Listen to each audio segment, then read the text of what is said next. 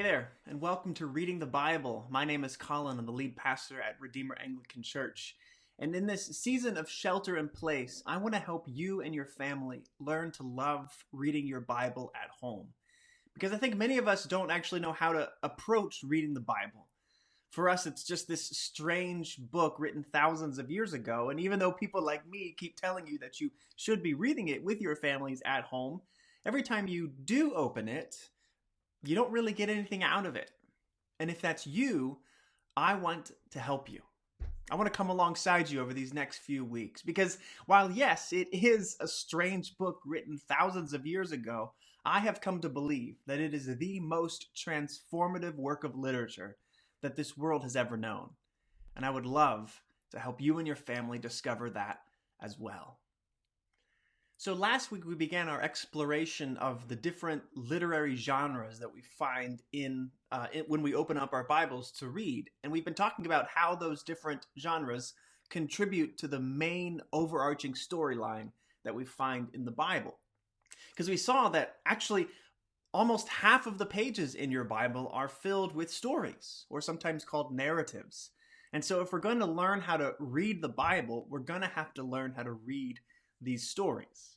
And so this week we're going to be sticking with the genre of narrative. Now, if you remember, every story features some kind of challenge that has to be then overcome, or some kind of conflict that has to be resolved.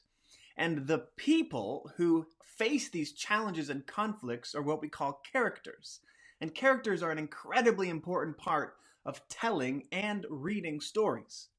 And so that's what we're looking at today. We're looking at characters in the Bible and what we can learn from them and how they're maybe a little bit different than characters in modern books. So let's get into it.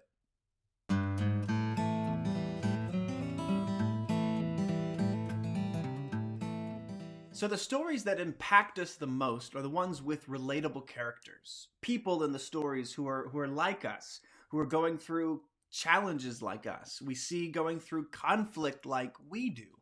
And these characters, they function almost like a mirror of sorts because we see ourselves in them and we see our conflict in what they are going through. And so what we have the opportunity to do in stories like that is that we get to watch these characters who are relatable and like us. We get to watch how they respond to the conflict and to learn from the consequences of their actions.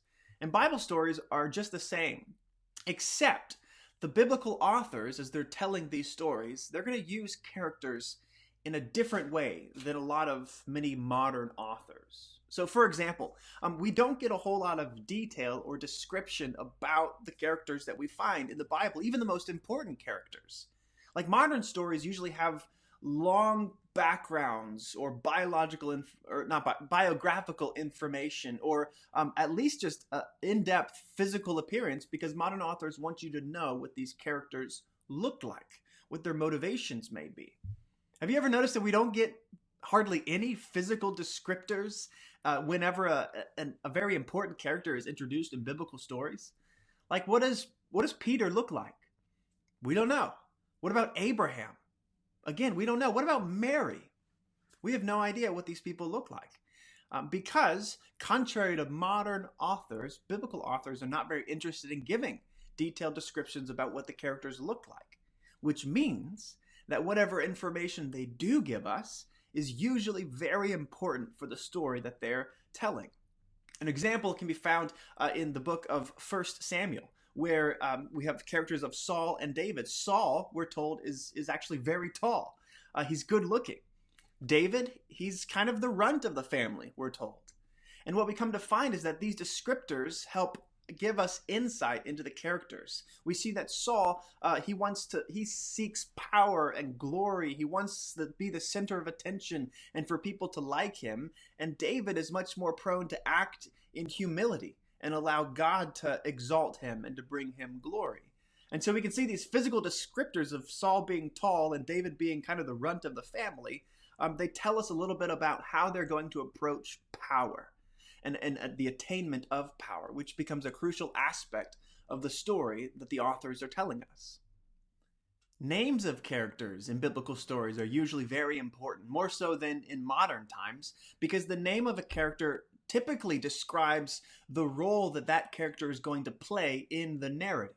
So, for example, Abraham, his name means father of many, because he goes on to be the father of the nation of Israel, a father of many.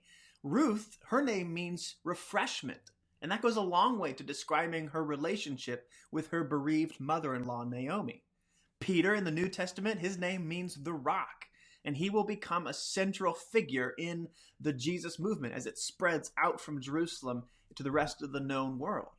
And so you can see by giving us small, brief descriptors, whether it's, tall or the runt of the family, or whether it's even just the name of the character, the biblical authors are giving us important details about what this character is doing in the story that they're telling. But they're describing these characters in ways that may be unfamiliar to us. And so hopefully this opens up new avenues of engaging these characters in the stories. Now, as you're reading stories in the Bible, you'll often wonder why the author has left out information that we think would be very important to understand what's going on in the story. And it's not just physical descriptors so that we can imagine what the characters look like, but in particular, it is the motivations. Why is a character acting or saying or doing the things that they're acting, saying, and doing? Because in modern stories, we are often brought into the mind of the character. We get to hear their thoughts, hear their inner struggles and deliberations. Or maybe an author will actually explain a pattern of behavior by some kind of biographical context, right? So this person is really terse because they grew up on the streets, or she's really dull and dry because both her parents are accountants, something along those lines. But in the Bible, we're very rarely provided with any kind of motivation for why a character does or says what they do. And on top of that, biblical authors very rarely actually even comment on whether a character's actions are right or wrong. Instead, they would rather allow that their actions and words themselves reveal a character's motivation, and then allow the reader to judge the rightness or wrongness of their actions based on the consequences of those actions, which is very different than modern stories. But actually, the best writers and the best directors, they do this. They would rather show you a character's motivations rather than just explicitly tell you. And there's a reason for that. So a classic example of this is found in the story of Cain and Abel in chapter 4 of Genesis. Cain and Abel, they're brothers, and they both present an offering to God. And God looks favorably on Abel's offering, but doesn't for Cain. We're not told why, but we are told that Cain becomes angry and sad. His face falls, the text says.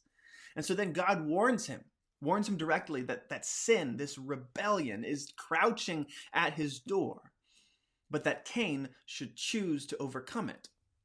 And the next thing we see is that Cain takes Abel out into the field and kills him. And we're just left, well, that escalated quickly. Like all of a sudden, see, we think that there should be more information there. We should hear the thoughts or the struggles that Cain was thinking that brought him to the point where he would kill his brother over this affair with the offerings. Like, what was he thinking? Or God warns him that sin is stalking him like a wild animal. So we as the reader are wondering, well, what does that look like? What did that look like for Cain? What did it look like for Cain to be overtaken by this anger and this sadness? But we're not told any of those things.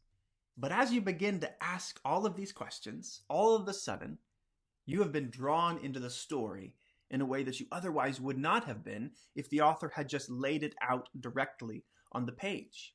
Now you're invested in the story. Now you're participating in it. Now you're seeing yourself in Cain, and you're wondering, how would you respond if God just seemingly randomly and unknown reasons to you chose not to accept your offering? How would you respond if what would it look like for sin to be crouching at your door? What would it take for you to be overwhelmed by your anger and your sadness? And you begin to be drawn into this story.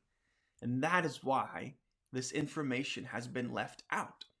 Because this is a type of story. This is a genre of story that is written to draw you into it so that the story itself can begin to work on you and to shape you. It's a meditative sort of story. And a lot of stories in the Bible are like that. They leave out important information just so you have to engage it in a different way. That's exactly how these stories were meant to function.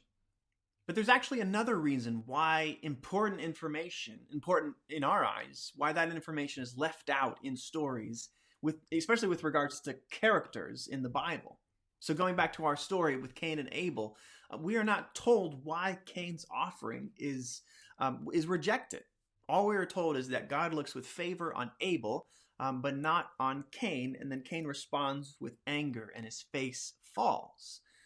And so at that, our minds begin to wonder. Again, we begin to invest in this story and ask questions. What was it about Cain's offering that made it unacceptable? Like, was it the quality of it? Was it the method of it? Was it the motivation behind it?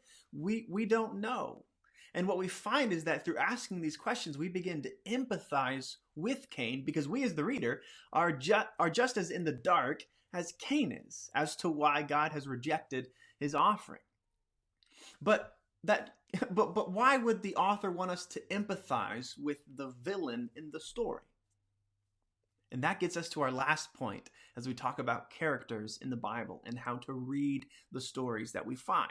Very rarely in the Bible do we have heroes and villains. And the reason is just because this is not a children's story.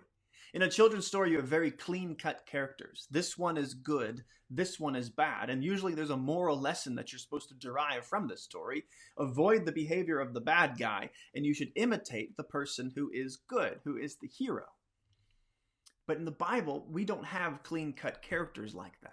And even the ones that we would traditionally call heroes of the faith, we find that they're deeply flawed and compromised people. So David is the greatest king that Israel ever knew. He's the one who defeated Goliath. He united the entire nation. He is the man described as a man after God's own heart.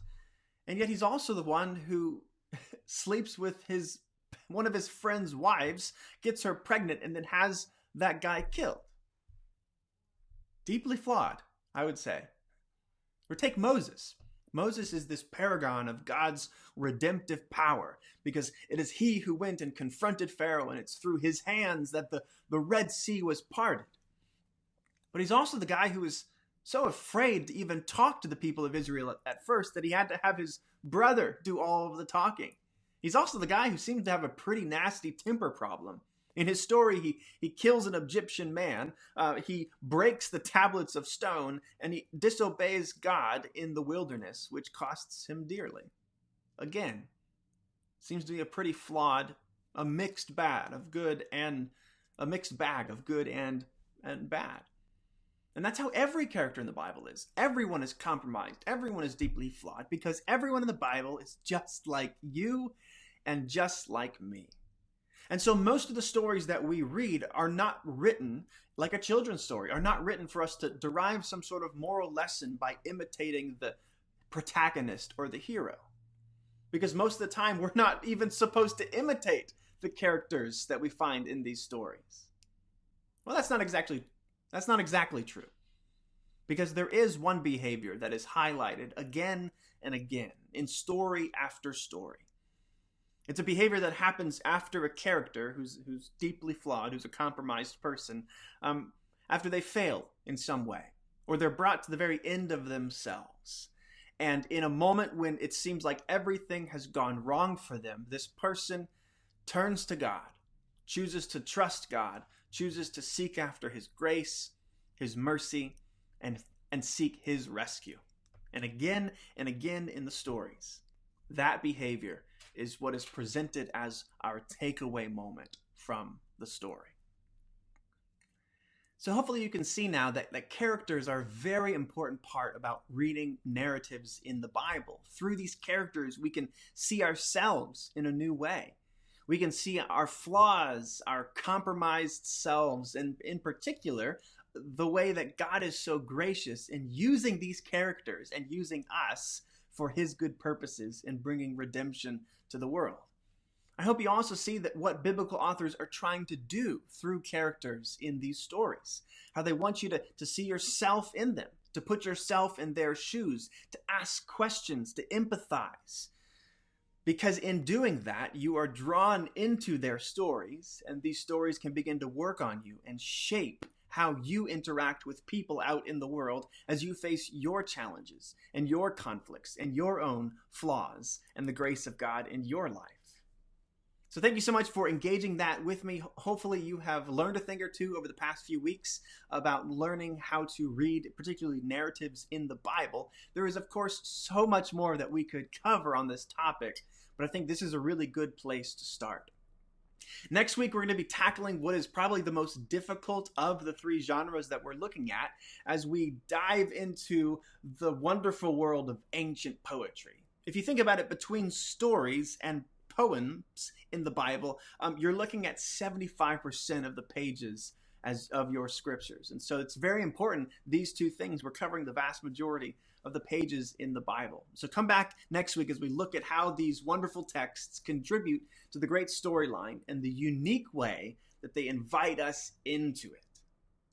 As always, if you'd like to dialogue with this, if you'd like to connect with me or connect with anyone at Redeemer Anglican Church, follow us on our Facebook page. Check us out on our website. We've got a lot of offerings throughout the week, of course, including our Sunday service, and we'd love to connect with you and talk about how you are reading your Bible with your families at home during this very unique time. So may God bless your reading this week and show himself to you in powerful ways, and we'll see you next week.